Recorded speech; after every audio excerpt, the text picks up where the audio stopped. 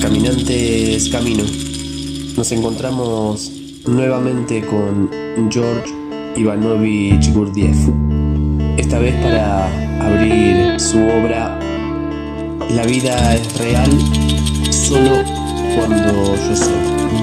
Muchas gracias por seguir acompañando. Ojalá te sea tan nutritivo como a mí. Te invito a que compartas el canal, te suscribas, me apoyes con algún me gusta, dejando tu comentario.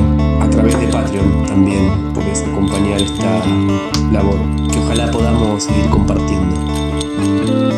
Del todo y de todo. 10 libros en 3 series. El conjunto, expuesto según principios enteramente nuevos de razonamiento lógico, tiende a realizar 3 tareas fundamentales. Primera serie.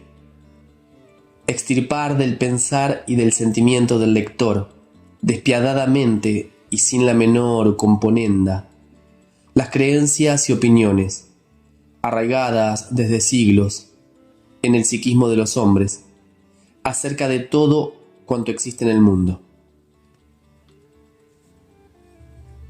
Segunda serie. Hacer conocer el material necesario para una reedificación y probar su calidad y solidez. Tercera serie. Favorecer la aparición en el pensar y en el sentimiento del lector de una representación justa, no fantasiosa, del mundo real, en lugar del mundo ilusorio que él percibe. Quien quiera que se interese en mis obras debe abstenerse rigurosamente de leerlas en un orden diferente del que está indicado. En otros términos, no debería leer jamás ninguno de mis nuevos escritos antes de conocer bien mis obras anteriores. George Ivanovich Gurdjieff. La tercera serie de las obras de George Ivanovich Gurdjieff, inconclusa, debía constar originalmente de 5 libros. Según los testimonios de sus alumnos más cercanos, que trabajaron numerosos años a su lado, solo algunos capítulos parecen haber sido redactados bajo una forma más o menos definitiva. La introducción y las 5 conferencias, de las cuales evidentemente la cuarta está inconclusa, estaban destinadas al primer libro. No hay ningún vestigio del quinto libro, ni tampoco del segundo ni del tercero, que debían incluir, entre otros, los 3 capítulos anunciados en encuentros con hombres notables. No han sido nunca escritos, o el autor los ha destruido más tarde, como lo ha dejado entrever en varias ocasiones. Nunca se sabrá nada. En cuanto al cuarto libro, todo lleva a creer que habría estado constituido por 2 capítulos. El prólogo, que luego de muchas deliberaciones hemos preferido finalmente publicar al comienzo de la obra, donde mantiene su significado pleno, y el texto incompleto que debía servirle de conclusión, bajo el título El mundo exterior y el mundo interior del hombre. Se debe señalar que en el curso de la tercera conferencia, Gurdjieff le hizo leer a su secretaria 2 pasajes del último capítulo de la primera serie. Puede que el lector se asombre de descubrir en ellos una versión un poco diferente de la que ha conocido en los relatos de Belcebú a su nieto. Si se recuerda que Belcebú fue publicado en inglés en 1950, algunos meses después de la muerte de Gurdjieff, se encontrará en este texto, fechado en 1930, una confirmación del continuo trabajo de revisión y pulido al que el autor hace alusión varias veces en esta obra.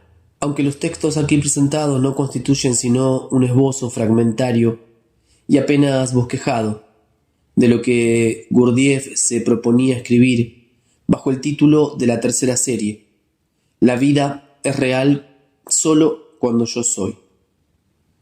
Nosotros nos sentimos obligados a obedecer la demanda de nuestro pariente en su deseo de compartir con sus semejantes todo lo que él había aprendido del mundo interior del hombre.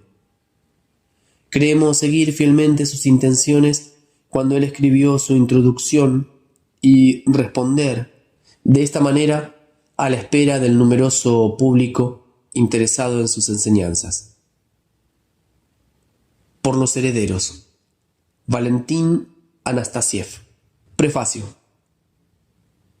Mi último libro, por medio del cual quiero compartir con mis semejantes criaturas de nuestro Padre común casi todos los secretos del mundo interior del hombre que han permanecido hasta entonces ignorados y de los que he tomado conocimiento accidentalmente. Gurdjieff escribe estas líneas el 6 de noviembre de 1934 y se entrega de inmediato al trabajo. Durante varios meses se dedica enteramente a la elaboración de esta obra. De pronto, el 2 de abril de 1935, cesa definitivamente de escribir. ¿Por qué?, se preguntarán. Abandona de esta manera su proyecto para no volver a él jamás. ¿Por qué deja inconclusa esta tercera serie y, según parece, renuncia a publicarla? No es posible contestar a estas preguntas si uno mismo no ha estado comprometido en el trabajo intenso que emprendió Gurdjieff con cierto número de alumnos durante los últimos 15 años de su vida, aportándoles diariamente las condiciones necesarias para un estudio directo y una efectiva puesta en práctica de sus ideas. Además, dejó entender claramente, en la última página de los relatos de Belcebú a su nieto, que no permitirá acceso a la tercera serie, sino solo a los que fuesen seleccionados como capaces de comprender las verdades objetivas que en ella él pone en evidencia. Gurdjieff se dirige al hombre de hoy, al que ya no sabe reconocer la verdad a través de las diversas formas bajo las cuales les fue revelada desde los tiempos más remotos. A este hombre profundamente insatisfecho, que se siente aislado, sin razón de ser.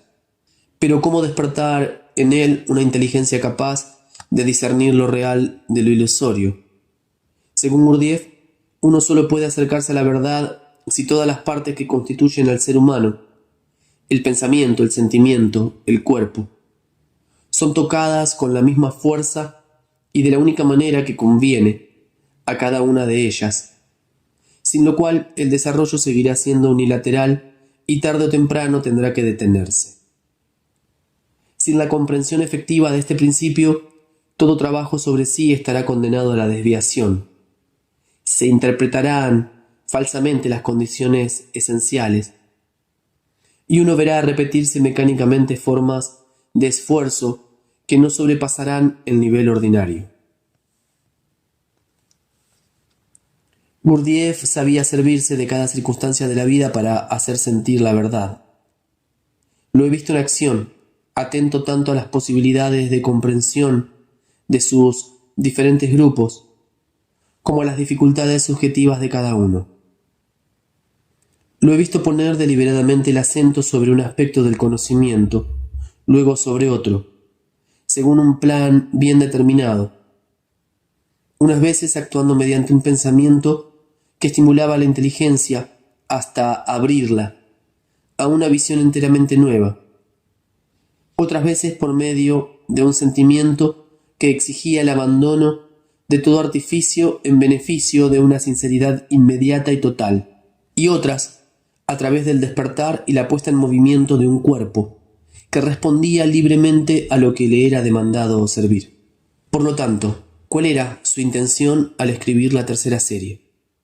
El papel que él le asignaba era indisociable de su manera de enseñar. En el preciso momento en que lo consideraba necesario, hacía leer en voz alta, en su presencia, tal capítulo o tal pasaje, aportando a sus alumnos sugerencias o representaciones que de repente los ponían frente a sí mismos y a sus contradicciones interiores. Era un camino que no los aislaba de la vida, sino que pasaba a través de la vida. Un camino que tomaba en cuenta el sí y el no, todas las oposiciones, todas las fuerzas contrarias. Un camino que los hacía comprender la necesidad de luchar para mantenerse por encima de la batalla sin dejar de participar en ella. uno se encontraba entre el umbral por franquear y por primera vez se sentía la exigencia de una total sinceridad. El paso podía parecer duro, pero lo que uno dejaba ya no tenía más el mismo atractivo. Ante ciertas vacilaciones, la imagen que Gurdjieff daba de sí mismo hacía medir lo que era necesario comprometer y a qué era necesario renunciar para no desviarse del camino. Ya no era entonces la enseñanza de una doctrina, sino la acción encarnada de un conocimiento. La tercera serie, aunque incompleta e inconclusa, revela la acción del maestro, de aquel que, debido a su sola presencia, lo obliga a uno a decidirse, a saber lo que uno quiere. Antes de morir, Gurdjieff me llamó para decirme cómo veía la situación en su totalidad y me dio ciertas instrucciones. Publique a medida que usted esté segura de que ha llegado el momento. Publique la primera y la segunda serie.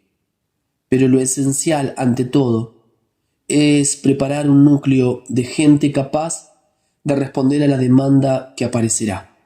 En tanto que no haya un núcleo responsable, la acción de las ideas no sobrepasará un cierto umbral. Esto tomará tiempo, aún mucho tiempo. No es necesario publicar la tercera serie. Estaba destinada a otros fines. Sin embargo, si un día usted cree tener que hacerlo, publíquela. La tarea era evidente.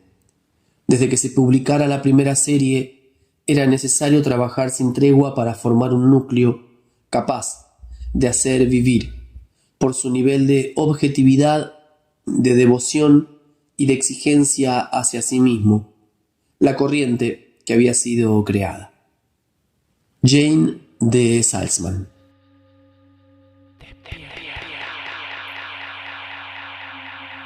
Final de la lectura de este comienzo, de esta apertura, de esta maravillosa obra de Gurdjieff. Nos damos cita para encontrarnos a leer próximamente el prólogo. Un gran abrazo.